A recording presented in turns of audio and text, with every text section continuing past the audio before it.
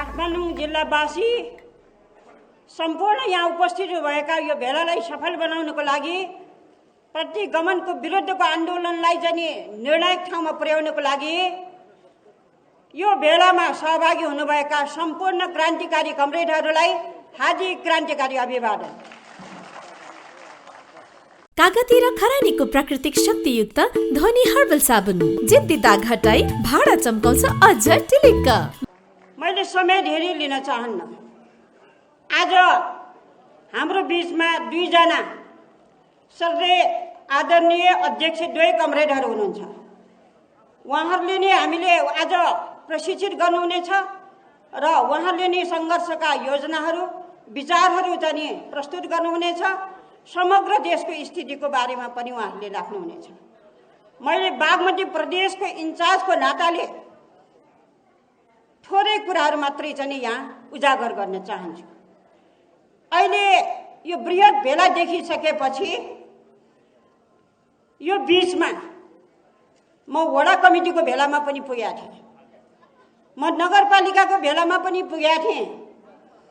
त्यो सबै स्थितिहरू देखिरहँदाखेरि हेरिरहँदाखेरि यो काठमाडौँ किन टाटेन होला, किन टाट्न गाह्रो भएको होला। हिजो 62-63 सालमा त राजतन्त्रात्मक विरुद्धमा, राजतन्त्रको विरुद्धमा गणतन्त्रको ल्याउनको लागि सडकमै उत्रिनु भएको थियो। तर आज किन यस्तो भइराख्या होला भनेर साह्रै चिन्ता लागेको थियो। धेरै चाहिँ अलिकति मेहनत चाहिँ परेकै हो। धेरै चाहिँ नेता कार्यकर्ताहरू साह्रै मेहनतका साथ लागिराख्नु भएको थियो। आज यो बृहत भेला देख्दाखेरि म साह्रै खुसी छु र काठमाडौँ जिल्ला र सम्पूर्ण तमाम सहभागी साथीहरूलाई हार्दिक चाहिँ धन्यवाद दिन चाहन्छु। काठमाडौँको चरित्र भनौँ अथवा स्वभाव भनौँ, अहिलेसम्म मेरो नजरमा मैले मूल्याङ्कन गरिरहँदाखेरि के टाट्दैन, अनि टाटिसकेपछि सेलाउनै गाह्रो हुन्छ। जबसम्म कुनै पनि आन्दोलनमा अहिलेसम्म मैले देखेको त्यो आन्दोलनलाई सफल बनाउनको लागि, निर्णायक तहमा पुर्याउनको लागि र जनताको अधिकारलाई सुरक्षित गर्नको लागि अनि अन्तिमसम्म पनि कुनै परवाह नगरिकन, बलिदानदेखि नडराइकन जुटेको मैले देखेको छु। त्यसैले अहिले काठमाडौँ टाटिसकेको छ। यो बृहत भेलाले काठमाडौँ टाटिसक्यो भन्ने कुरा मैले महसुस गरेको छु। अब केपी ओली जो हामीले कमरेड भन्न छोडिसकेका छु, उहाँ कमरेड होइन। अब उहाँ प्रतिगमनकारी हो, तानाशाही हो, स्वेच्छाचारी हो। उहाँले आज गणतन्त्रलाई माथि धावा बोल्यो। हामीले दुःख गरेर बलिदान गरेर ल्याएको संविधानमाथि धावा बोल्यो।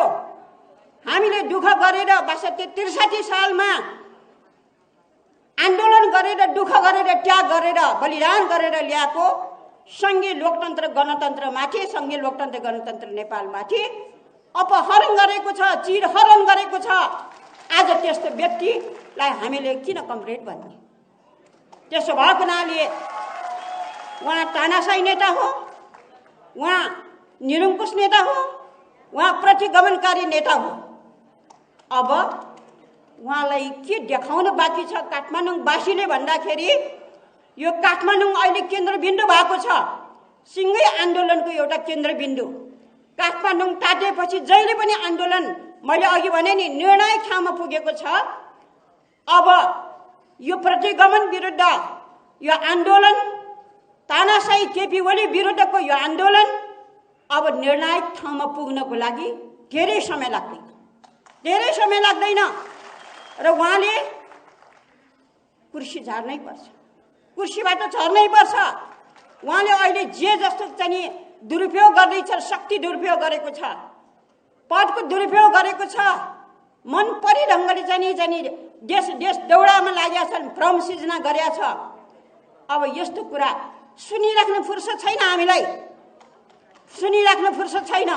त्यसो भएको हुनाले पनि त्यो सम्पूर्ण कुराहरूबाट अन्त्य गर्नको लागि हामी अब एकचोटि फेरि काठमाडौँलाई चाहिँ नि अझै सशक्त बनाउने आन्दोलनलाई निर्णायक ठाउँमा पुर्याउनको लागि यहाँहरू सबै फेरि पनि अझै चाहिँ नि व्यापक रूपबाट परिचालन गरेर सबैलाई आह्वान गरेर अब सडकमा एकचोटि फेरि पनि धक्का दिनुपर्ने स्थिति आएको छ। अर्को काठमाडौँको एउटा अर्को चाहिँ महत्त्वपूर्ण चरित्र स्वभाव मैले देखाएको छु। काठमाडौँवासीहरू कहिले पनि निरङ्कुश तन्त्र, एकात्मक शासन व्यवस्था, राजतन्त्रात्मक शासन व्यवस्थामा कहिले पनि मलाई लाग्छ विश्वास गरेर बहकिएर गएको मलाई थाहा छैन। लोकतन्त्रवादीहरू, प्रगतिशीलहरू, गणतन्त्रवादीहरू काठमाडौँका वासीहरू हुनुहुन्छ। मैले अहिलेसम्म बुझेको काठमाडौँवासीलाई लोकतन्त्र प्रेमी छ, गणतन्त्र मन पराउँछ। सङ्घीय लोकतान्त्रिक गणतन्त्रलाई अझै बलियो बनाउन उहाँहरूलाई चाहिँ अत्यन्तै चाहिँ सक्रियतापूर्वक लाग्न उहाँलाई चाहिँ धेरै चाहिँ उहाँहरूले मेहनत गर्नुभएको। समाजवादको लक्ष्य लिएर साम्यवादसम्म पुग्ने, वर्गविहीन समाज निर्माण गर्ने, देशको समृद्धि र विकास गर्ने कमरेड पुष्पलाल, जसले जीवनभर कम्युनिस्ट आन्दोलनको लागि, कम्युनिस्ट पार्टीको बलियो बनाउनको लागि, स्थापनाको लागि, यो देशको चाहिँ श्रमजीवी जनताको हितको लागि, राष्ट्रियतालाई चाहिँ अझै सुदृढ बलियो बनाउनको लागि लागिराख्नु भएको देख्दाखेरि त्यसैबाट प्रेरित भएर त्यही पुष्पलालको आदर्श र सिद्धान्तबाट, पुष्पलालको कम्युनिस्ट आन्दोलनको मूल्य मान्यताबाट, आचरण सम्पूर्णबाट प्रेरित भएर लागेको काठमाडौँवासीहरू हुनुहुन्छ। काठमाडौँवासीहरू त्यसरी शिक्षा प्राप्त गरेर लागिराख्नु भएको। त्यसो भएको हुनाले पनि मलाई पूर्ण विश्वास छ अब काठमाडौँवासीहरू सेलाएर बस्नेवाला छैन जबसम्म प्रतिगमन विरुद्ध आन्दोलन सफल हुँदैन, निर्णायक बिन्दुमा पुग्दैन, तबसम्म लागिराख्नु हुनेछ। भेलामा गइरहँदाखेरि मलाई धेरै प्रश्नहरू पनि नआएको होइन। मैले एकरो आफ्नो कुरा मात्रै राख्ने गरेका छैन, मैले केही प्रतिक्रियाहरू लिने गरेका छु। के लागेको छ त, हामीले जे सपना सोचेका थिए 5 जनाबाट स्थापना भएको कम्युनिस्ट पार्टी, यो विशाल कम्युनिस्ट पार्टी भइरहँदाखेरि अनि जनताको यत्रो विश्वास, जनताको यस्तो आत्मीयता, अब कम्युनिस्ट पार्टीले यो देश हाँक्नुपर्छ, मुलुक हाँक्नुपर्छ, यो मुलुकको नेतृत्व गर्नुपर्छ, समृद्धिको नेतृत्व गर्नुपर्छ, सुशासन कायम गर्नुपर्छ, तमाम खालको सम्पूर्ण विकृति विसङ्गति अन्त्य गर्नुपर्छ, देशमा भ्रष्टाचार नियन्त्रण अन्त्य गर्नुपर्छ, देशलाई चाहिँ समृद्धिको बाटोमा अगाडि बढाउनुपर्छ, यो कम्युनिस्ट पार्टीले मात्रै गर्न सक्छ भनेर त्यो विश्वासका साथ चाहिँ लागिरहँदाखेरि आज एउटा तानाशाह कम्युनिस्ट आन्दोलनबाटै, कम्युनिस्ट पार्टीबाटै एउटा तानाशाह नेतृत्व जन्मिँदाखेरि आज दुर्भाग्य हामीले धक्का खाएका छौँ। आन्दोलनले धक्का खाएको छ, कम्युनिस्ट पार्टी, अलिकति कम्युनिस्ट पार्टीले धक्का खाएको छ, तर यो क्षणिक धक्का हो। फेरि पनि यसलाई चाहिँ अझै व्यवस्थित गरेर, अझै चाहिँ सशक्त बनाएर, अझै चाहिँ अगाडि बढेर यो मुलुकको नेपाल कम्युनिस्ट पार्टी नेकपाले नेतृत्व गर्छ। फेरि पनि त्यो दिन आउँछ, ढुक्क हुनुहोस्। तर त्यसको लागि हामी सबै एकजुट भएर फेरि पनि अगाडि बढ्नुपर्छ भन्ने मलाई लाग्दछ। फेरि पनि निराश हुनुपर्ने जरुरी छैन, आँटिनुपर्ने जरुरी छैन। हामी अघि पनि कुरा आइसकेको छ, हामी फेरि पनि हाम्रो केन्द्रीय कमिटीको हिसाबले गर्ने हो भने पनि 295 जना त हस्ताक्षर सहित हामीले निर्वाचन आयोगमा बुझाएको अवस्था छ। त्यसैले आज केपी ओलीले 100 जना पनि पुग्यो कि पुगेन त्यो संख्यामा, केन्द्रीय कमिटीको संख्या हिजोको संख्यामा, अनि त्यो 100 जना पनि नपुगेको केन्द्रीय कमिटीको सदस्य मेरो पक्षमा छ भनेर देखाउन लाज भएछ, लाज भयो। त्यसपछि चाहिँ आयोजक कमिटी गठन गरेर भएपरको सबैलाई टोलबाट दर्जनलाई चाहिँ केन्द्रीय सदस्य बनाइदिएछ। कुनै औचित्य छ?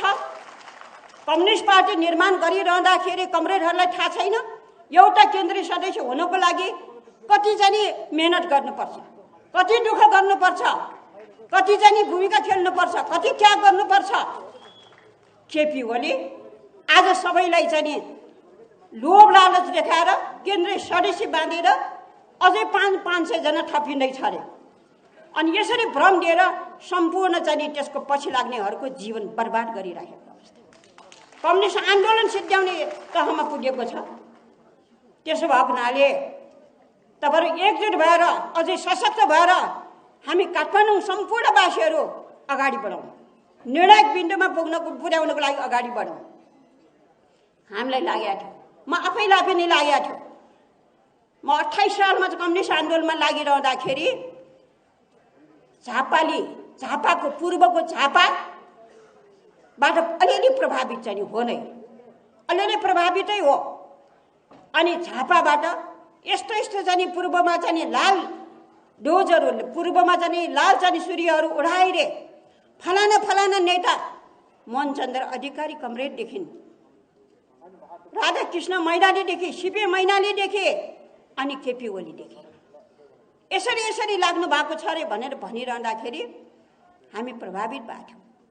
अब कम्युनिस्टहरू चाहिँ अब कम्युनिस्ट आन्दोलन नेपालमा चाहिँ बलियो हुने भयो, सशक्त हुने भयो भनेर चाहिँ लागेको थियो। तर 14 वर्ष जेल बस्या अरे, 14 वर्ष जेल बस्या अरे। तर केपी ओली अहिले हेरिरहँदाखेरि ठ्याक्कै चाहिँ कम्युनिस्ट विरोधी, चरित्र विरोधी, कम्युनिस्ट विचार विरोधी, कम्युनिस्ट आचरण विरोधी त्यो रूपबाट चाहिँ अहिले सम्पूर्णलाई चाहिँ त्यो जजल्को दिइराखेको छ। त्यसैले मैले भने नि अब केपी ओलीमा एक रति पनि कम्युनिस्ट सोच छैन, आदर्श छैन, कम्युनिस्ट मूल्य मान्यता छैन। हामी भ्रममा परेका रहेछौँ। यो बीचमा जे जस्तो सहकारी गर्न खोजिराखेको र उहाँलाई परिवर्तन गर्ने, उहाँलाई सचिनुपर्छ, उहाँ एउटा कम्युनिस्ट भएपछि सचिन्छ होला भनेर बहुत ठुलो आशा गरेका थियौँ। तर देख्यो नि आज त्यसो भएको हुनाले पनि कम्युनिस्ट आन्दोलनबाटै आज एउटा तानाशाह, एउटा गद्दार, एउटा चाहिँ देशको आन्दोलनमा, कम्युनिस्ट आन्दोलनमा धोका दिने नेता कम्युनिस्ट आन्दोलनबाटै जन्मिँदो रहेछ। त्यसो भएको हुनाले अबको कम्युनिस्ट आन्दोलन हामीले कम्युनिस्ट पार्टी निर्माण गरिरहँदाखेरि कम्युनिस्ट आन्दोलनलाई अझै बलियो बनाएर अगाडि बढाउनुपर्छ भनिरहँदाखेरि गणतन्त्र, लोकतन्त्र, संविधानलाई जोगाएर प्रतिनिधि सभा जुन चाहिँ सुचारुबाट अगाडि बढाएर देशको समृद्धि सुशासन कायम गर्नुपर्छ, विकासलाई अगाडि बढाउनुपर्छ भनेर भनिरहँदाखेरि कम्युनिस्ट पार्टी कस्तो निर्माण गर्नुपर्ने रहेछ, किन कम्युनिस्ट पार्टीमा विचार महत्त्वपूर्ण हुँदो रहेछ, किन कम्युनिस्ट पार्टीमा सिद्धान्त महत्त्वपूर्ण हुँदो रहेछ, किन कम्युनिस्ट पार्टीमा आचरण र अनुशासन महत्त्वपूर्ण हुँदो रहेछ, अनि किन कम्युनिस्ट पार्टीमा चाहिँ नि एउटा नैतिक आचरण युक्त हुनुपर्ने रहेछ, किन विधिसम्मत ढङ्गले कम्युनिस्ट पार्टी चाहिँ निर्माण गर्नुपर्ने रहेछ भन्ने कुराहरू यति बेला हामीले अझै धेरै चाहिँ पाठ सिक्नुपर्छ भन्ने मलाई लाग्छ। अब पाठ सिक्नुपर्छ।